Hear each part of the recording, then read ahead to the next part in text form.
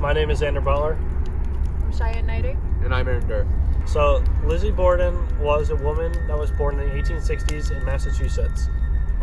She was suspect to a murder in the Borden household, where both her mother and her stepmother and her father were killed. It was a brutal axe murder. It's a whole mixed situation. We're going to get to what happened in the murder, who may have caused it, and a little bit of whether or not you agree with what we have to say as to who may have caused the murder or who may have actually done it, and if the who was caused was right. All right. So I would like to say, so what happened during the case is specifically, we have some details about what occurred. We know that Lizzie Borden was outside at the time before she saw the bodies. There are multiple sides to the story, but this is just the one. She goes into the house, seeing that the screen door is unlocked, and she goes into the living room, finds that her father is brutally murdered, his head just busted open. It's a gruesome scene, and she basically cries out for help. She basically goes to get her maiden named Maggie, which isn't her actual name, but she comes down anyways and sees the scene, and it's just a very concerning period. So, upstairs, there was this room that was a lot bigger than the other rooms, and Lizzie had a sister named Emma, and she had a middle sister who passed away in the middle, and oh my gosh.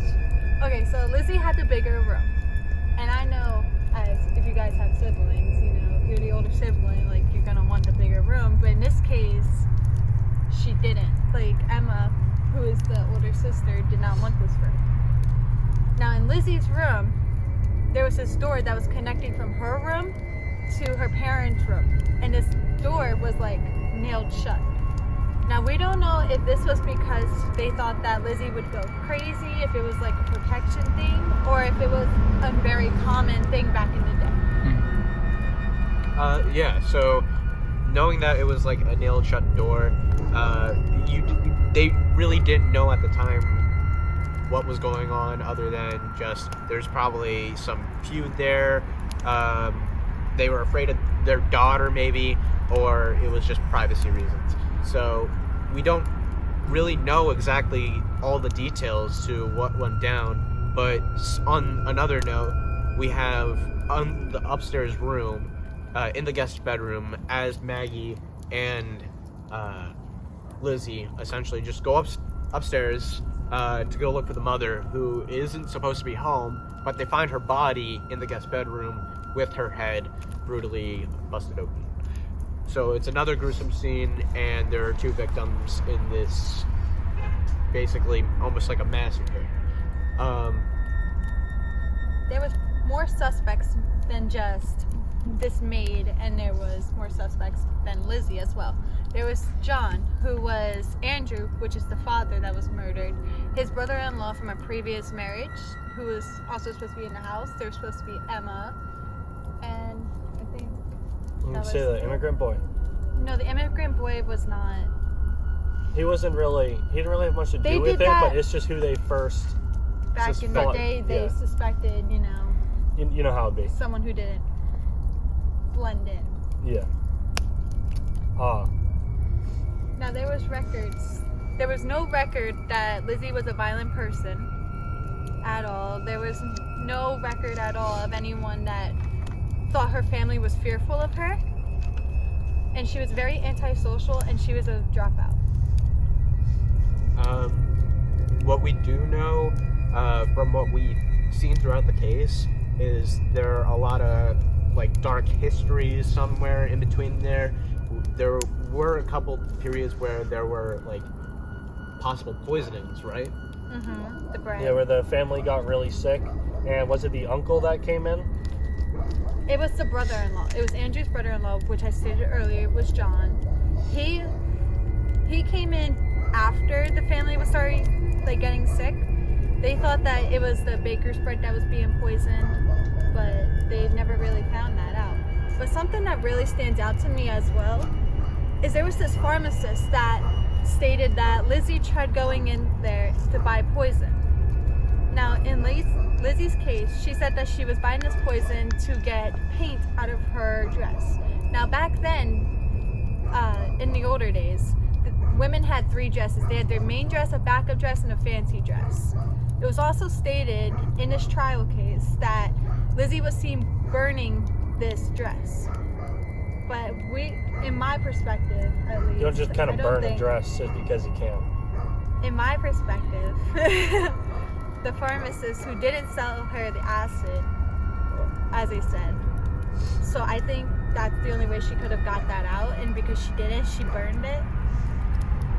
But, you know, it does look kind of suspicious. Red paint, you know. Yeah. So there's definitely some like conspiracy almost to what really went there, what really happened there. Lizzie was going to get her dress. Basically, she was destroying evidence, if that's what was happening. That's how a regular person would look at it. It's just a girl that's suspect in a case right now is back burning Well, back a dress then, when she somewhere. was burning the dress, she was not a suspect. Well, when you actually look into the case file, when they're actually going through it and they start to suspect that maybe she might have something to do with it, burning a dress in the back certainly did not help her case. Yeah. If we do look at the Maiden, though, this was another suspected person that we can look at now as a possible suspect, but back then it was kind of just disregarded because they had the supposed witness and the murder. It was just basically blamed on Lizzie, but the Maiden seems like a pretty reasonable suspicion because she was taking naps during the entire murder scene, where the mother, who was in the guest bedroom at the time, she was already murdered an hour and 30 minutes before the father was murdered. So Another thing that doesn't sit right with me is there was a burglary that happened previously before these murders happened. Now, when you have someone rob your house, I think they said it was only $50 and something else, and there was like no sign of burglary. So what the dad did was he locked all the windows, all the screens, all the doors, and then he had this one master key as if he was trying to make a, what's the word for it? Like, Almost like locked down the inside of the house because Lizzie had a history of stealing things. She had a history of theft. So which was never really caught. we're thinking that... no, she was caught. But her father was a very wealthy man. And I guess what they did was they just put it on the tab and like contacted him. It was never a form of punishment. There was no police involved. There was no investigation really to anything. But there was more. So back to what we were saying about the house, with all the doors locked, and he had this one master key. It was like it was more of a sign to someone inside the house that they know what happened, and then this was Almost kind like of his that he was sign, in like, control. hey, like, don't do this again. Like, we know what you're up to. Okay, so at this time, I think Andrew went out, which is the father. He went out to do something, and when he came back, everything was locked. And the key was not working. So he was pounding on the door and everything, and then the maid came in and let him in. So, and the maid said that she recalled Lizzie laughing at the top of the platform at the top of the stairs. And it stood out. And then that's when Lizzie came down, and then Andrew was asking about the mail, and then there was this letter that was supposedly wrote to Abby about a sick friend. Abby is the stepmom that eventually went to go visit this sick friend, so, but this letter was never found, which is actually still to this day, like, really awkward. Did she really leave, or was she upstairs? Now, after this, and after Andrew was looking for his wife and everything, he said that he was going to go take a nap, and then the maid overheard this, so she said that, okay, I'm going to go upstairs and take a nap too, basically. So that's what she did, and then when she did, she said that she heard the town bell strike, like, do the dingy thingy. So, Dingy. I couldn't think of the word. And so she knew it was 11 o'clock, and then by then she said she closed her eyes for a little bit, and then that's when she heard Lizzie downstairs screaming for her, and that's when she went downstairs. It is kind of odd that both times that she was asked where she was during the murders, like the Lizzie? maid was asked. No, when the maid was asked about where she was during the murders, it was kind of odd that both times she just so happened to be taking a nap. The maid. Yeah, Yes. But Lizzie's alibis never added up either. Lizzie always said that she was outside. That always stayed the same, but what didn't stay the same was at one point she said she was just in the backyard. At another point she said that she was in the barn, but when the investigators went in to, go and look, there was no footprints in the sawdust. They couldn't find this axe nowhere. But eventually they did find a head of an axe that had like residue on it, which leads up to this case, this trial.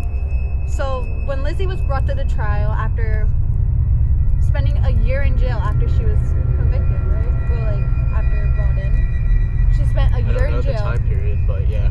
She spent a year in jail before the trial case, in general. So what happened was, when she was in there, she fainted. Which was quite odd because she didn't faint when her father was found just you think that you'd faint gone. more when you're in shock of your father being sit there lopped with his face off from an axe, rather than what's it called? Prison cell. Yeah, than being strapped in a prison cell for how long?